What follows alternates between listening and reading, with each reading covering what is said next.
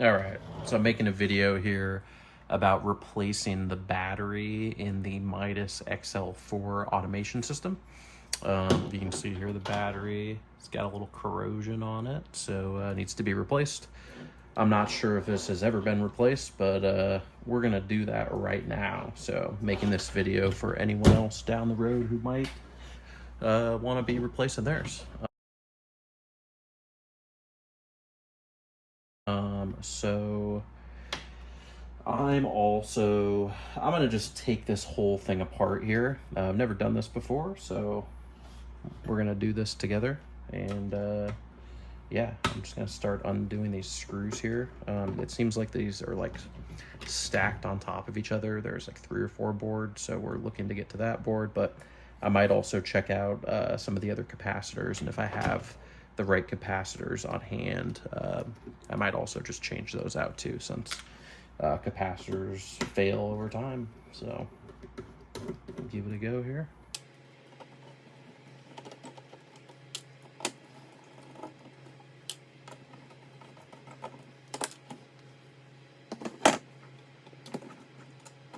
And then it looks like these, just screw these out here. I'll just turn on my music. It's also great to videotape this because then I don't remember how to put it back together. That's an easy way to figure it out. So, looking at the video. Okay, and then this is going to come off. Just for funsies, I'll take this off here. And we'll take this off here. I think that's going to make it a lot easier just to like take these ribbon cables out. They are kind of folded in a particular way, and I've also documented when I took it apart, like where everything goes to, so shouldn't be a problem to get it back together. In case these ribbon cables just pull out of here, and but yeah, it definitely looks like there's some green battery acid stuff going on here. So, ooh, yeah, and then this is even worse. So on this side, you can see right here, that looks all corroded there. So I'm glad I caught this. I did check the console and it's working fine. Hopefully this didn't do any sort of long-term damage. But I'm glad I caught it and did not continue to use it, so. Okay, I'm not sure if this is gonna come out on its own. There's still some solder in there, so what I'm gonna do is actually cut the legs for this. And that will allow me to pull it off, and then after that I can desolder it a little bit better. This one is a little bit tricky because there's all this crystal battery acid stuff. And there we go, and you can see all the battery acid that's on there. Okay, so at the recommendation of somebody smarter than me, the way that I'm going to clean this up is with some vinegar. That will neutralize the acidity in that acid there, that battery acid, and then isopropyl alcohol. So I got a Q-tip here, poured some vinegar in this cap. Shout out to my girlfriend for having some vinegar on hand in the kitchen. And gonna use that to kind of clean this up here, see if anything's going on underneath. Seems good underneath.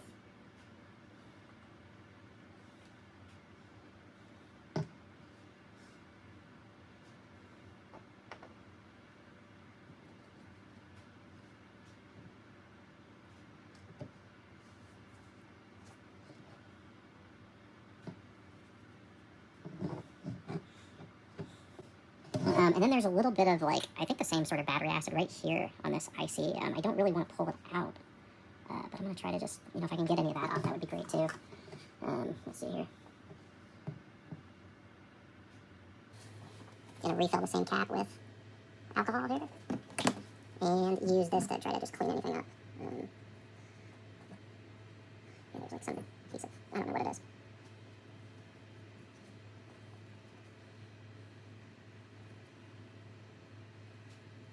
The good news is it seems like the trace here is still intact, that there's still, this big metal trace essentially that connects all this stuff. So, so that's good news. I can get in here with a screwdriver and really just try to remove some of this, like, I guess, battery acid buildup.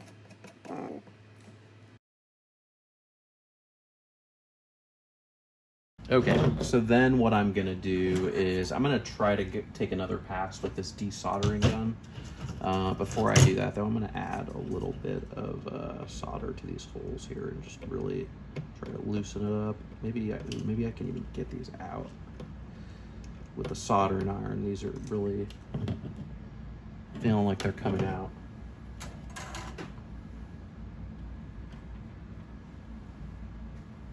So what I'm gonna do is put my pliers right on here, maybe not.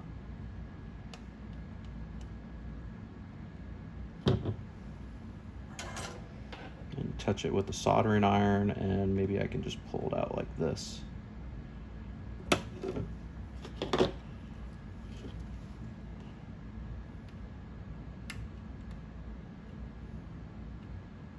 That didn't seem to work, but it's definitely, there we go.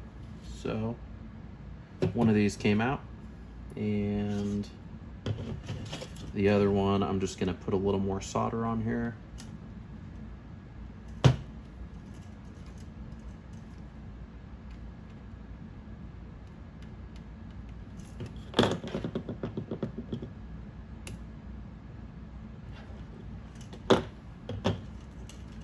And then we have this piece in the center.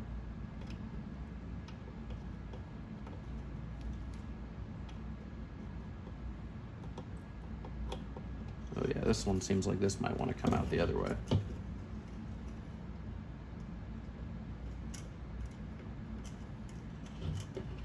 Ooh, I know what I can do. So this one in the center here, this has a piece I can kind of grab onto with a pair of pliers. So I'm gonna pull that out. I'm gonna do that with the desoldering gun.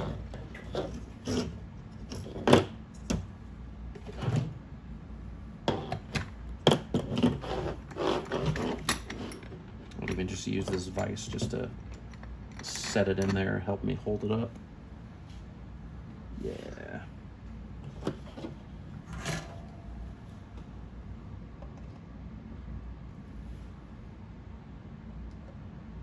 So you can't see this, but on the other side, I'm just melting it with my soldering iron. And then I pulled it right through. So that was pretty easy. And see if the other side, the same thing happens. And got it. So that's the trick for that, is snip the legs off and then heat that bitch up and pull it through with some pliers. Okay, and then I can go through with the desoldering gun, and these should, I can just suck the solder out of the holes.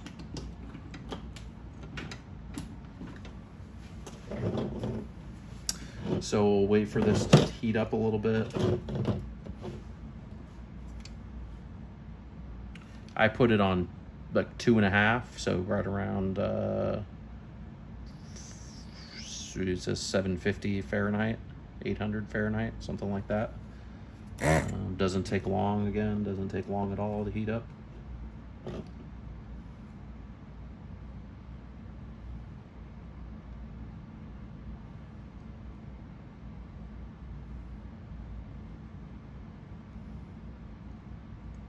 Okay.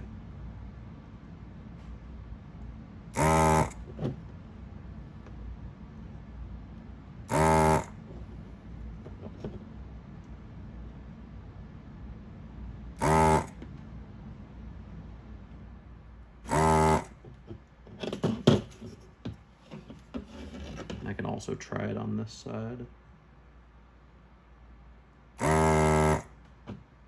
Okay, this side is not really coming out very well, so I'm gonna add a little more solder to the hole, and that'll just melt everything, and I should be able just to suck it all out. So I'll do it on this one too.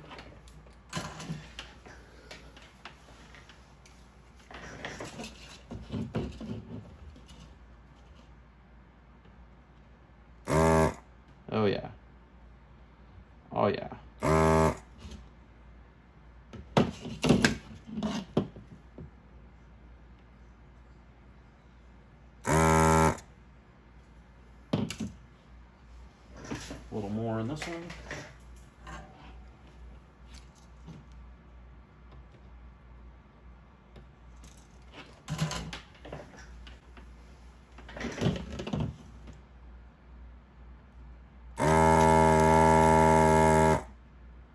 And now I can see the light through all 3 holes, which means we are good to go.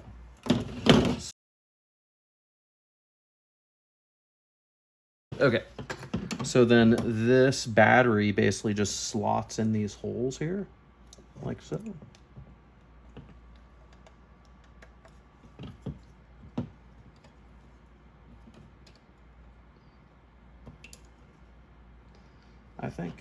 I think it does.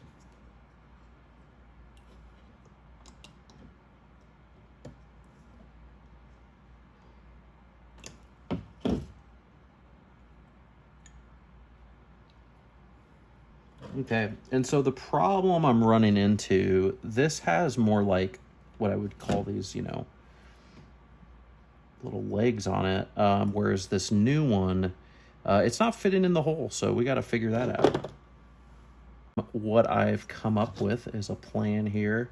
I'm actually just going to chop these legs off, and I'm going to solder some new legs. I'm going to make my own legs from some resistors.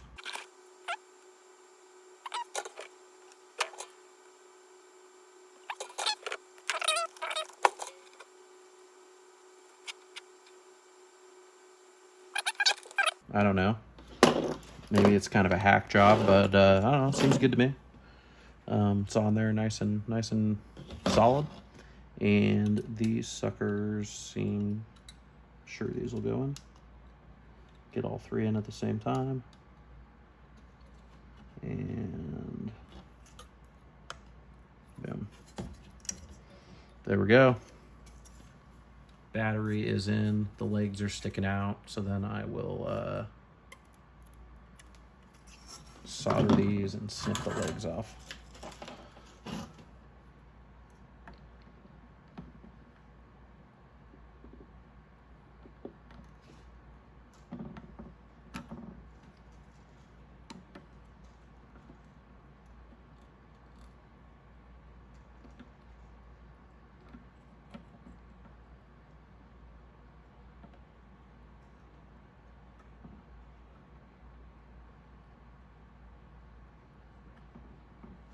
Okay.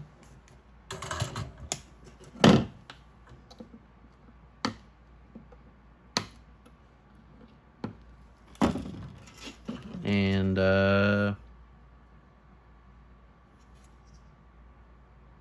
yeah, there you go.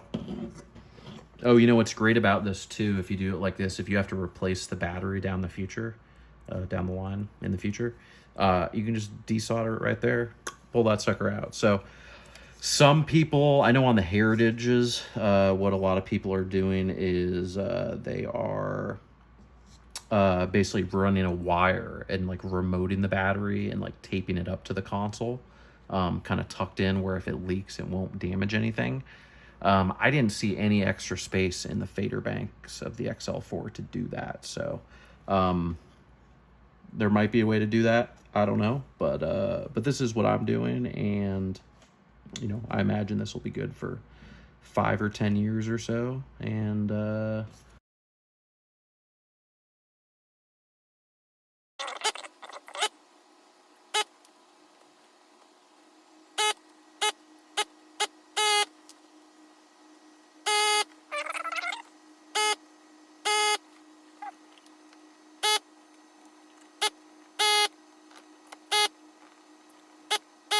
okay, so these capacitors here, and here, have been replaced. It doesn't look like there's any electrolytic capacitors on the bottom board, which is great.